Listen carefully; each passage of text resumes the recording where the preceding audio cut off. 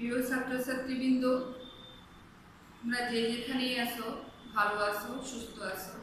আশা করি তোমরা ভালো থাকো, সুস্থ থাকো, সেটাই কামনা করি। আজকে আমি তোমাদের যারা দ্বাদশ শ্রেণীর পরীক্ষার্থী, যারা এবার এসএসসি পরীক্ষা দিবা, তাদের জন্য যে সংক্ষিপ্ত সিলেবাস করা হয়েছে তা থেকে একটি টপিকস আমি আজকে তোমাদের ক্লাসে নিই। সেটা হচ্ছে দিনলিপি লিখন। এই যে আমরা দিনলিপি লিখি, কেন লিখি এবং দিনলিপি কি, আমাদের জীবনে দিনলিপির প্রয়োজনীয়তা কি, সেটা সম্পর্কে আমাদের প্রথমে একটা ধারণা নিতে হবে।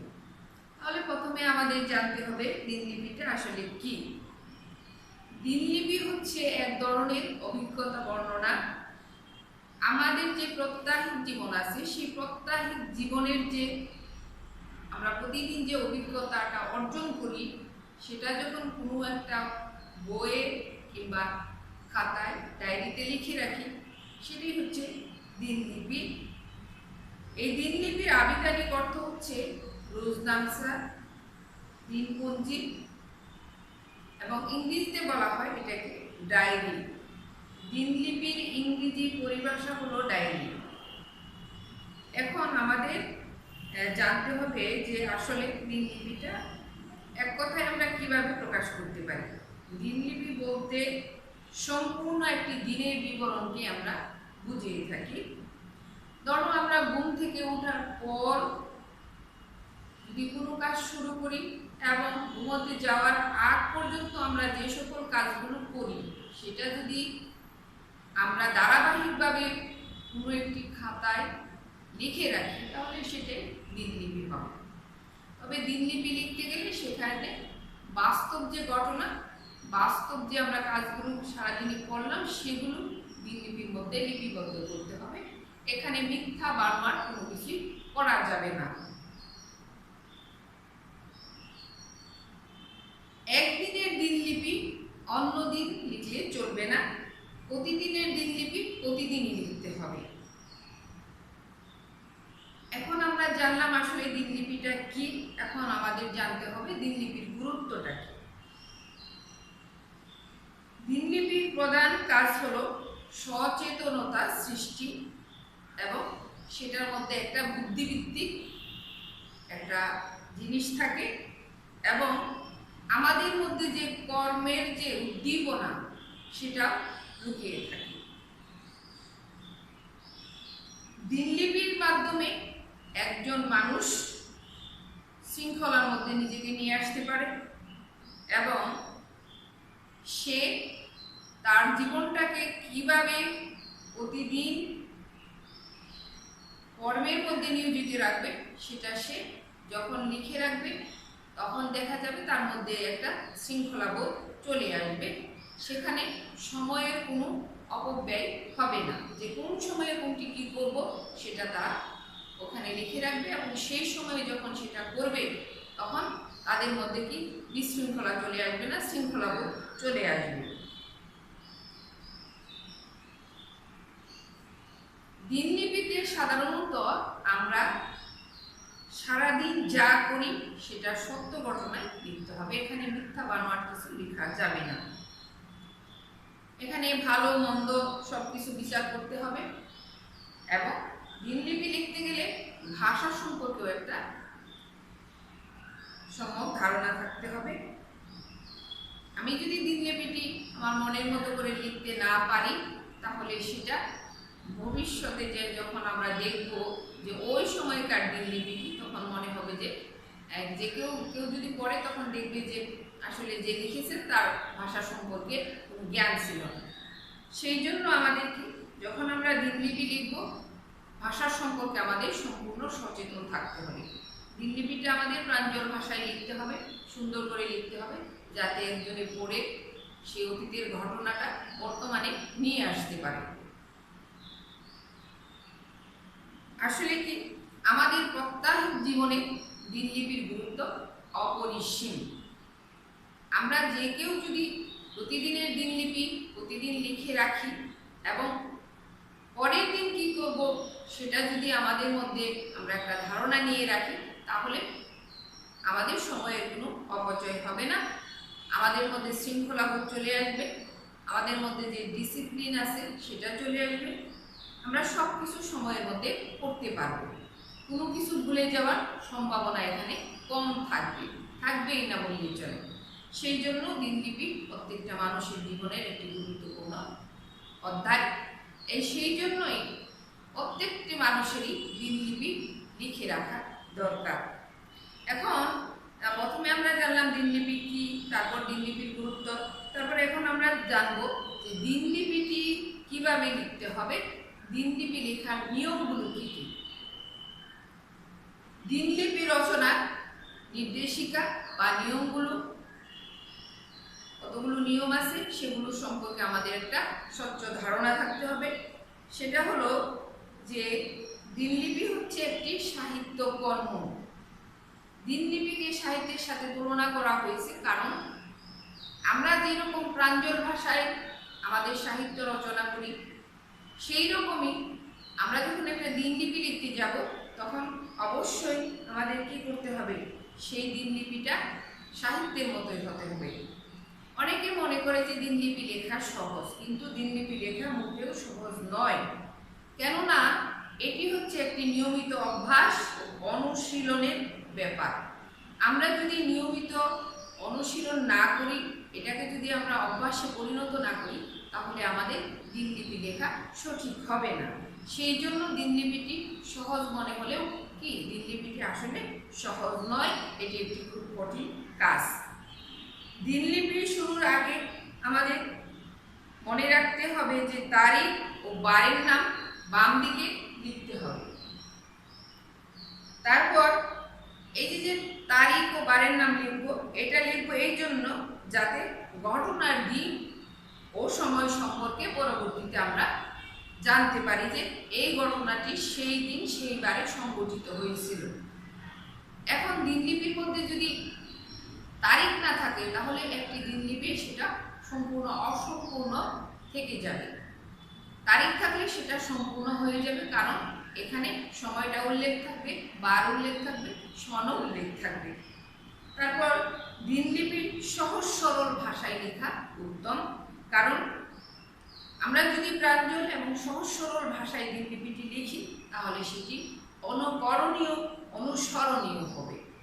তাই দিনলিপি লিখতে গেলে অবশ্যই আমাদের ভাষা জ্ঞান থাকতে হবে। এখন ধরো আমি একটা দিনলিপি লিখব, যদি লিখতে যাই তখন দেখা গেল যে ভাষা সম্পর্কে আমার কোনো ধারণাই নেই, তখন আমি এলোমেলো ভাষায় আমার মনের ভাবটা যখন ওখানে প্রকাশ করব, তখন সেটা সঠিক দিনলিপিতে পরিণত হবে না। এবং এটা যখন পরবর্তীতে কেউ দেখবে তখন সে বুঝতে পারবে যে লিখেছিল তার ভাষা সম্পর্কে কোনো ধারণাই ছিল না, সে ভাষা সম্পর্কে সম্পূর্ণ সে অজ্ঞ ছিল। তারপর কি, দিনলিপি যখন লিখব তখন সেটাকে মোটামুটি গল্পের আকারে লিখতে হবে। এই দিনলিপিটি গল্পের আকারে লেখাই উত্তম, কারণ দিনলিপিতে যে কোনো সময়ের ঘটনার বিবরণ লিখতে হয়, ওই ঘটনাটি কোন সময় কোন স্থানে সংঘটিত হয়েছিল সেটারও উল্লেখ করতে হয়। সেই জন্য দিনলিপিতে আমরা অবশ্যই সময়, স্থান ও পরিবেশ গুরুত্বের সাথে নিব এবং সেগুলো যথাযথভাবে যথাস্থানে লিখে রাখব। তারপর হচ্ছে কি, আরেকটা জিনিস আমি আগে বলেছিলাম, সেটা হচ্ছে দিনলিপিতে অবশ্যই সত্য ঘটনার উল্লেখ থাকতে হবে। এখানে বানোয়াট কিছু লেখা যাবে না। যদি বানোয়াট কিছু লেখা হয় তাহলে দেখা যাবে কি দিনলিপিটি একেবারেই ভুল ত্রুটিতে পরিপূর্ণ থাকবে, কারণ এখানে কল্পনার আশ্রয় নেওয়া যাবে না। দিনলিপি সম্পূর্ণ বাস্তবতার সাথে, দিনলিপিতে সম্পূর্ণ বাস্তবতা থাকতে হবে এবং তুমি সারাদিন যা করলা সেটারই একটা সংক্ষিপ্ত রূপ তুমি দিনলিপিতে লিখে রাখবা বা ডায়েরিতে লিখে রাখবা। তারপর হচ্ছে কি, যখন তুমি একটি ভালো দিনলিপি লিখতে চাও, এরকম আশা যদি তুমি করো, তাহলে অবশ্যই তোমাকে দিনলিপিটি লেখার আগে তোমার মস্তিষ্কে দিনলিপিটি লেখার জন্য একটি খসড়া চিত্র দাঁড় করাতে হবে। তাহলে কি এর জন্য সম্পূর্ণ দিনটি তুমি যেভাবে অতিবাহিত করেছো ঠিক সেভাবে তোমার ব্রেনের মধ্যে সেটা গেঁথে নিতে হবে। এবং যখন লিখবা তখন সেই যে চিত্রটি তুমি তোমার ব্রেনের মধ্যে নিলা সেখান থেকে সেই মস্তিষ্ক থেকে একটি একটি ঘটনা ধারাবাহিকভাবে সেটা তোমার ডায়েরিতে লিখে রাখতে হবে। এবং এই ডায়েরিতে যখন তুমি এই দিনলিপিগুলো ধারাবাহিকভাবে লিখতে যাবে তখন দেখবা যে তোমার সময় সম্পর্কে একটা স্বচ্ছ ধারণা চলে আসবে। তুমি সকাল থেকে শুরু করবা, তখন দেখবা যে সকাল কখন থেকে তুমি ঘুম থেকে উঠলা, কখন তুমি কলেজে আসবা, কখন কি কাজ করবা, কখন আবার কলেজ থেকে ফিরবা, ফিরে গিয়ে কি কাজ করবা, তারপর কি করবা, তারপর রাত্রে কি করবা, এগুলো যখন লিখবা তখন দেখবা যে এটার মধ্যে একটা কি চলচ্চিত্রের মতো একটা চিত্র চলে আসবে। সেই জন্যই একটি ভালো দিনলিপি লিখতে গেলে তোমার মস্তিষ্কের মধ্যে এর একটি খসড়া চিত্র প্রণয়ন করতে হবে, তা না হলে তোমার দিনলিপিটি সম্পূর্ণ হবে না এবং ভালো হবে না। তারপর কি দিনলিপির মধ্যে যে তুমি যে তোমার যে আচরণগত যে একটা বৈশিষ্ট্য সেটারও প্রতিফলন থাকতে হবে, এবং সেটা যদি না থাকে তাহলে সেটা অনেক ক্ষেত্রে অনেক কিছুতে প্রতিবন্ধকতা সৃষ্টি করবে। তারপর কি সেখানে ধরো তুমি কলেজে আসতেছো, কলেজে আসার পথে তোমার যদি নিরাপত্তাহীনতায় ভোগো তাহলে তুমি সেটা লিখতে পারবে, বাসায় ফিরে কি কি কাজ করবা সেটাও লিখতে পারবা। সেই জন্য তোমাকে একটা ধারাবাহিকতা থাকতে হবে। এখন যদি তুমি দিনলিপি শুরু করো সেই রাত থেকে তারপর চলে যাও সকালে, তাহলে সেটা দিনলিপি হবে না। এখানে কি তোমার দিনলিপি লেখার যে নিয়ম সেটা থেকে তুমি সম্পূর্ণ চলে এসেছো। সেই জন্য এটা কি একটা আদর্শ দিনলিপিতে পরিণত হবে না। আদর্শ দিনলিপি লিখতে গেলে তোমাকে অবশ্যই পুরোপুরি ঘটনাটি ঠিক তুমি যেভাবে অতিবাহিত করেছো সারাদিন, যেভাবে যে কাজটি করেছে, যেভাবে যে কাজটি যে সময়ে করেছো সেটার অবশ্যই উল্লেখ থাকতে হবে, তা না হলে সেটা হবে না। এবং কি এটা দিনলিপিটি তুমি ছোট ছোট বাক্যে লিখবা এবং প্রাঞ্জল ভাষায় সেটা প্রকাশ করবা। তারপর কি আমরা যে দিনলিপি লিখি সেই দিনলিপিতে আমাদের যে ছুটির দিনগুলো আছে, যে হলিডেগুলো আছে, সেগুলোর স্থান কিন্তু খুবই গুরুত্বপূর্ণ। তখন দেখা যাবে যে এই যে ছুটির দিনের যে অভিজ্ঞতাটি তুমি সারাদিন অর্জন করলা, সেই অভিজ্ঞতাটি তুমি যখন দিনলিপিতে লিখতে যাবে তখন দেখবা যে অন্যান্য দিনের চেয়ে বন্ধের দিনের বা ছুটির দিনের দিনলিপিটি অনেকটা ভালো হবে। কারণ এখানে তুমি ফ্রেশ মাইন্ডে থাকবা, কোথায় গেলা, কোন রেস্টুরেন্টে গেলা, কি করলা, সব কিছুই তুমি লিখে রাখতে পারবা। আর অন্যান্য দিন তো তোমার প্রাত্যহিক যে কাজকর্মগুলো আছে সেটার বিবরণ লেখবা, কিন্তু ছুটির দিনে তুমি আলাদা কিছু যে করবা, সেই জন্য ছুটির দিনের যদি দিনলিপি লিখতে যাও তাহলে সেটার গুরুত্ব কিন্তু অপরিসীম, এবং সেটার গুরুত্ব তোমার জীবনে অনেকখানি কি সাফল্য বয়ে আনবে। কারণ ছুটির দিন তুমি কি ফ্রেশ মাইন্ডে থাকবা এবং তোমার সেই দিন হয়তো লেখাপড়া থাকবে, কিন্তু তুমি বাইরে ঘোরাঘুরি করলা, সেটা অন্য একটা জায়গায় গেলা, হয়তো বা কলেজে আসলে না কিন্তু অন্য জায়গায় গেলা, অন্য জায়গার যে বিবরণ সেটাও তুমি এখানে ভালোভাবে দিতে পারবা। ধরো তুমি মার্কেটে গেলা, মার্কেটে গিয়ে কি অভিজ্ঞতা অর্জন করলা, একটা রেস্টুরেন্টে গেলা, খাইতে গেলা তুমি তোমার বন্ধু বান্ধবের সাথে, তখন দেখবা যে সেখানেও তোমার একটা অভিজ্ঞতা অর্জন হবে। সেই অভিজ্ঞতাটা তুমি কি করবা, সেটা ভালোভাবে লিখে রাখতে পারবা এই দিনলিপির মাধ্যমে। তাহলে কি দিনলিপি হচ্ছে একজন মানুষের ব্যক্তিগত রচনা।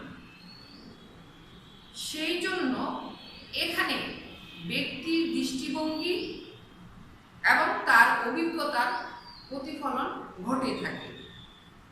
এখন যেহেতু দিনলিপিটি হচ্ছে কি ব্যক্তিগত অভিজ্ঞতার একটি অংশ, সেই জন্য এখানে যখন কেউ দিনলিপি লিখতে যাবে তখন ওই ব্যক্তির দৃষ্টিভঙ্গির একটা প্রতিফলন আমরা এখানে দেখতে পাব।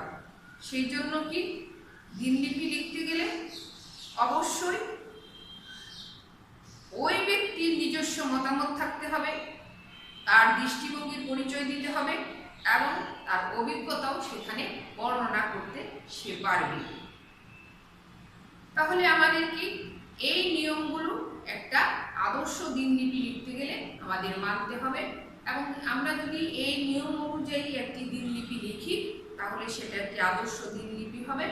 এবং এটা যখন কেউ ভবিষ্যৎকালে দেখবে কিংবা যে লেখছে সেই যখন পরবর্তী সময়ে দেখবে তখন দেখা যাবে যে এখানে তার যে ব্যক্তিগত অভিজ্ঞতা, তার ব্যক্তিগত দৃষ্টিভঙ্গি, তার ব্যক্তিগত মতামতের যে প্রতিফলন ঘটেছিল সেটা সে পরবর্তী সময়ে জানতে পারবে, এবং ওই সময় সে যে ঘটনাটি ঘটেছিল তার জীবনে কি প্রভাব ফেলেছিল সেটাও সে পরবর্তী সময়ে জানতে পারবে।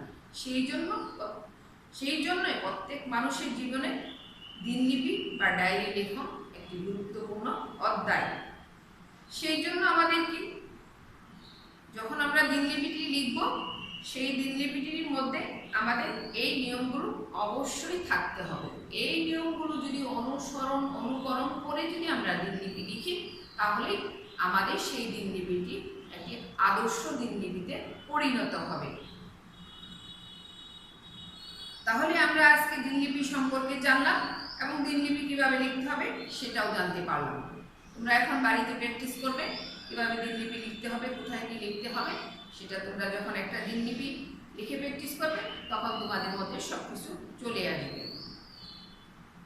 তোমরা আমাদের যে অনলাইন ক্লাসগুলো হয় সেগুলো সবসময় তোমরা অনুসরণ করবে, আমরা কি বলি ক্লাসে সেগুলো অনুসরণ করবে এবং তোমরা নিয়মিত পড়াশোনা করবে, পরীক্ষায় ভালো করবে সেই আশায় আমরা করি এবং তোমাদের সার্বিক মঙ্গল কামনা করে আমি আমার ক্লাস আজকে এখানে শেষ করছি। আমি তো প্রথমে তোমাদের পরিচয় দিইনি, আমি আলহামরা পারভিন, প্রভাষক বাংলা বিভাগ, নাসিরাবাদ কলেজ।